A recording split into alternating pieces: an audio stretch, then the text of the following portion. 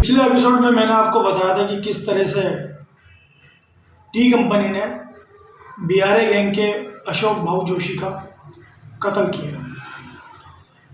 ये दुश्मनी यहीं ख़त्म नहीं हुई, ये दुश्मनी और भी आगे चली। ये दोनों गैंग आपस में एक दूसरे के खून खराबे के इतने खून के प्यासे थे कि इतने लोगों को मारने के बाद भी इस गैंग की दुश्मनी ख़त्म नहीं हो रही थी। बीआरए गैंग और डी कंपनी ने जब बीआरए गैंग के अशोक भाई जोशी को मारा और छोटा राजन और उसके गैंगस्टर जितने भी शार्प शूटर थे सब नेपाल के रास्ते दुबई जाके शिफ्ट हो गए। अब अरुण गवली ये सोचने लगा कि डी कंपनी का ऐसा कोई आदमी नहीं है जिसे ठिकाने लगा के मैं अपने साथियों का बदला ले सकूं। वो असमंजस में था, वो इस सोच में था कि करूं तो मैं क्या करूं, किसको चुनूं, किसको मैं अपना निशाना बनाऊं जिससे डी कंपनी अंदर तक हिल जाए। और उसने ऐसा किया जिससे डी कंपनी पूरी तरह से हिल गई। तो हेलो, अस्सलाम वालेकुम, नमस्कार, सत श्री अकाल। मैं राहत कुरैशी स्वागत करता हूं आप सबों को सलाम इंडिया चैनल में। और इस एपिसोड में बात करेंगे पिछले एपिसोड से आगे की क्राइम स्टोरी के बारे में।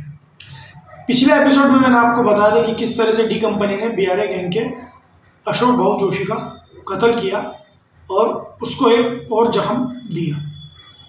अब होता क्या है कि अरुण गवली ये सोच में था कि मैं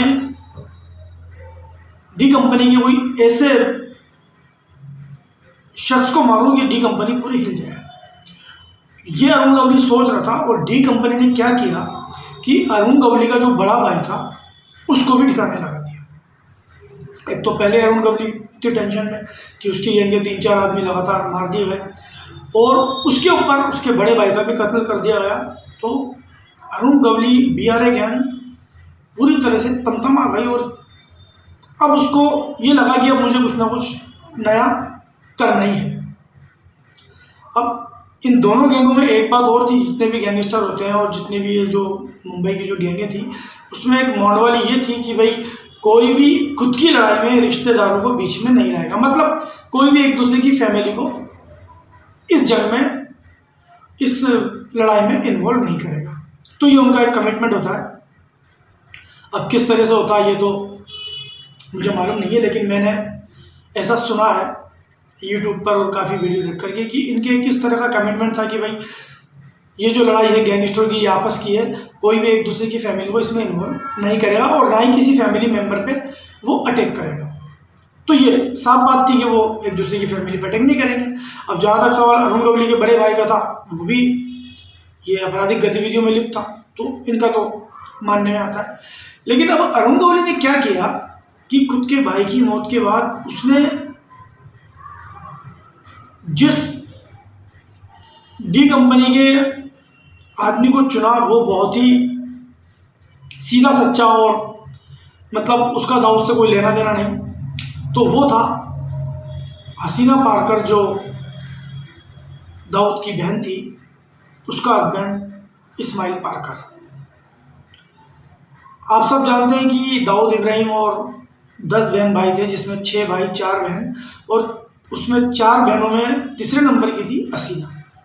हसीना की शादी इस्माइल पारकर से हुई। इस्माइल पारकर पहले फिल्मों में स्ट्रगल करता था, छोटे मोटे रोल भी उसने किए।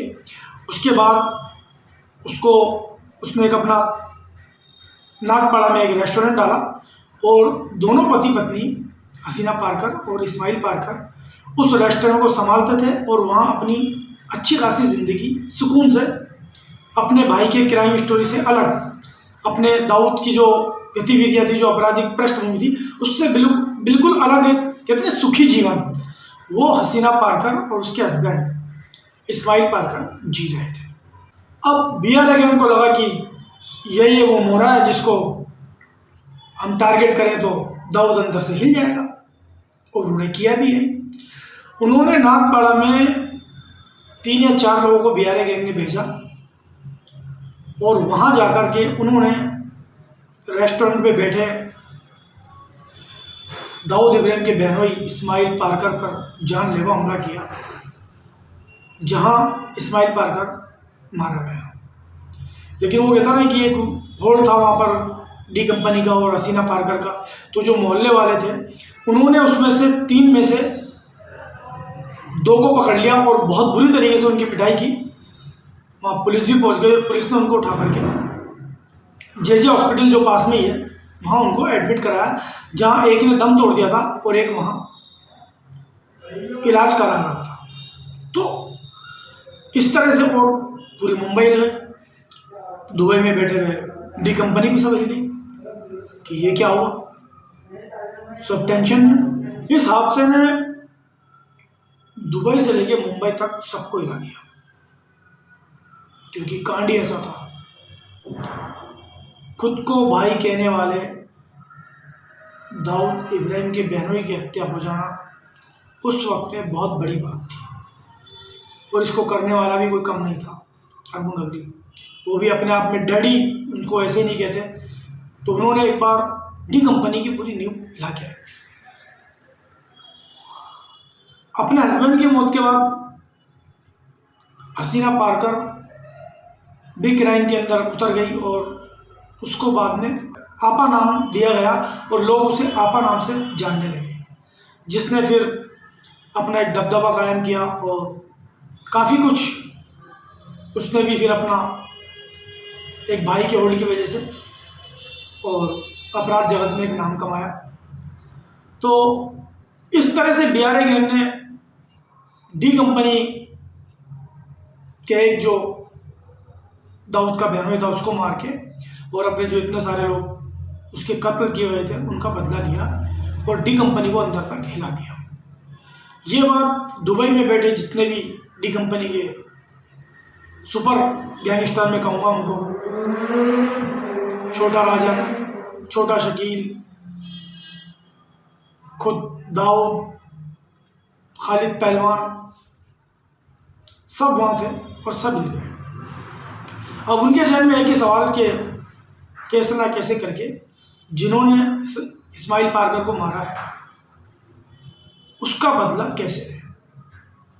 अब वो प्लान बनाने लगे कि जे हॉस्पिटल उसमें वो एडमिट है, पुलिस का अच्छा खासा बंदोबस्त, तो कैसे हम इसका बदला लें। तो इसके लिए उन्होंने फिर छोटा राजन, सबसे भरोसेमंद आदमी दाऊद का, उसको ये काम सौंपा गया कि भाई अब इसका भी जो मेरे बहनों के जो शूटर है वो वहाँ पर एडमिट है जे हॉस्पिटल में, तो बदला लिया जाए। तो छोटा राजन वापस उसने जो मुंबई में उसके जो शार्प शूटर थे उसके संपर्क में रहते थे उनसे, और छोटा राजन को ऑर्डर मिलने के बाद विदिन 15 डेज में उसने एक ऐसा कारनामा कर दिखाया कि जे हॉस्पिटल में 500 राउंड गोलियां चली, जबकि पुलिस वहाँ मौजूद थी, और 24 शार्प शूटर भेजे गए वहाँ पर जे हॉस्पिटल के अंदर, और ज़बरदस्त वहाँ पर गोलीबारी की गई, जिसमें एक जो उसका इस्माइल पारकर का हत्यारा था वो मारा गया और एक बच गया, और उसमें 1-2 कांस्टेबल में मारे गए थे। और बहुत बड़ा वो कांड था मुंबई का, और उस कांड ने पूरी मुंबई को हिला दिया था। तो इस तरह से बीआरए गैंग और डी कंपनी की ये गैंगवार आज भी यूट्यूब पे आप देख सुन सकते हैं। मैं भी आपको बता रहा हूँ, जितना मुझे जानकारी मिली यूट्यूब से मैं भी आपको बता रहा हूँ। तो इस तरह की मुंबई की अंडरवर्ल्ड की कहानियाँ और इस तरह के गैंगस्टर जो अपनी बदमाशी, अपनी गैंगस्टरी की वजह से उन्होंने अपना घर बार, अपना देश, अपने रिश्तेदार सब छोड़े, और जिन लोगों के एनकाउंटर हो गए वो अपनी दुनिया ही छोड़ गए। तो ये जो अपराध का रास्ता होता है दोस्तों, ये बहुत ही बेकार और कहते हैं ना छिछलान भरी जिंदगी है। जो लोग इस रास्ते पर चलते हैं वो पहले खुद को चलने से पहले ही मार चुके होते हैं, क्योंकि उनको हर चीज़ से अलग होना पड़ता है, समाज से, परिवार से, तो ये मेरा इस कहानी का आखिरी एपिसोड है। जितनी मुझे जानकारी मिली यूट्यूब से वो मैंने आपके साथ शेयर की और आपको क्राइम स्टोरी के हिसाब से बताई।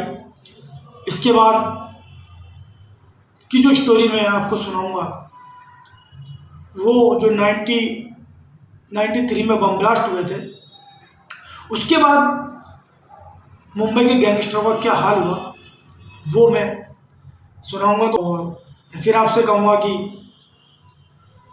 अपराध और अपराधी को बढ़ावा देना मेरा कोई मकसद नहीं है, बस एंटरटेनमेंट के हिसाब से मैंने आपको ये स्टोरियाँ सुनाई हैं ताकि आप अपना मनोरंजन कर सको, इससे ज़्यादा कुछ नहीं। और मेरे इस चैनल को लाइक कीजिए, शेयर कीजिए, सब्सक्राइब कीजिए। और मैं एक बात कहना चाहता हूँ कि इस चैनल में मैं अब कुछ फिल्में भी जो मेरी अपनी बनाई हुई हैं वो मैं डालना स्टार्ट करूँगा। अभी पोस्ट प्रोडक्शन का काम चल रहा है फिल्मों का, तो वो भी आप देखिए। सारी मैसेजफुल फिल्में होंगी। और मुझे इजाज़त दीजिए। आप सबको मेरी तरफ से फिर एक बार सलाम इंडिया।